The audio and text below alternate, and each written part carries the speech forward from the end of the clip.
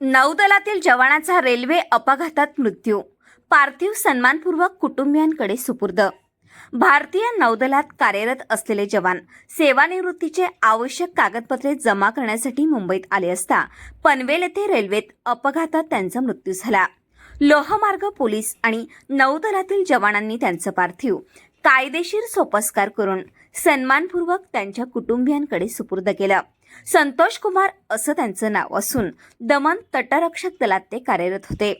2025ला संतोष कुमार हे भारतीय नौदलातून सेवानिवृत्त होणार असल्याने कागदपत्रे पूर्ण करण्यासाठी पनवेल येथे आले होते। मंगलोर उधना एक्सप्रेस या गाडीच्या डब्यात चढत असताना तोल जाऊन ते गाडीच्या चाकाखाली आल्याने डोक्याला जबर मार लागून त्यांचा मृत्यू झाला। हवालदार इंगवले यांनी त्यांना उपजिल्हा रुग्णालयात दाखल केलं असता डॉक्टरांनी मयत घोषित केलं। घटनेची माहिती पोलिसांनी नौदल आणि त्यांच्या कुटुंबियांना दिल्यानंतर संतोष कुमार यांची मुलगी आणि कुटुंबीय पार्थिव घेण्यासाठी दाखल झाले असता नौदलातील जवानांनी सन्मानपूर्वक मानवंदना देत त्यांचं पार्थिव कुटुंबियांच्या ताब्यात दिलं। ब्युरो रिपोर्ट, कोकण संध्या न्यूज, पनवेल।